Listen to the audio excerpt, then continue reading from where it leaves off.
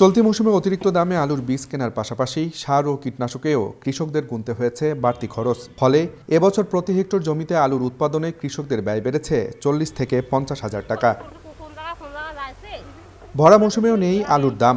প্রতি কেজি আলুতে প্রায় 20 টাকা উৎপাদন খরচ পড়লেও মাঠে কৃষকদের আলু বিক্রি করতে হচ্ছে 9 থেকে 10 টাকায়।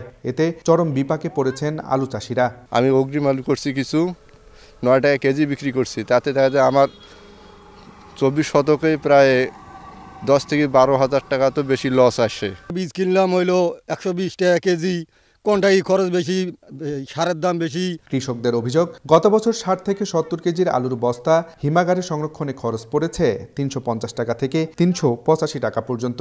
তবে এবার আলুর কেজি প্রতি 8 টাকা সংরক্ষণ ব্যয় নির্ধারণ করেছে কোল্ড স্টোরেজ অ্যাসোসিয়েশন। একই সঙ্গে প্রতি বস্তায় অগ্রিম গুনতে হবে 100 টাকা করে। ফলে হিমাগার সিন্ডিকেটের কারণে অনেক চাষী আলু সংরক্ষণ করতে পারবেন না। বিকল্প ব্যবস্থা হিসেবে আলু রপ্তানির সুযোগ সৃষ্টির দাবি ব্যবসায়ীদের।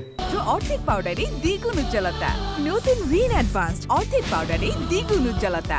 মাঠে মারা যাবো কি করি, আমরা এই সংসার চালাবো কি করি, আমরা কি করব? কেজি প্রতি আমাদের 20 টাকা গায়ে পড়ে গেছে আলু। তো এখন যে আলুর যে বাজার, তাতে আমাদের কৃষকের তো অনেক চরম ক্ষতি। যদি আমাদের বিভিন্ন দেশে যদি রপ্তানি করার সুযোগ থাকতো, কৃষকের কাছে সরাসরি নিয়ে যাইতো, কৃষকের টাকা পাইতো। এদিকে ভাড়া বৃদ্ধি কিংবা অগ্রিম টাকা দিতে কারো কোনো অসুবিধা হবে না বলে দাবি হিমাগার মালিকদের।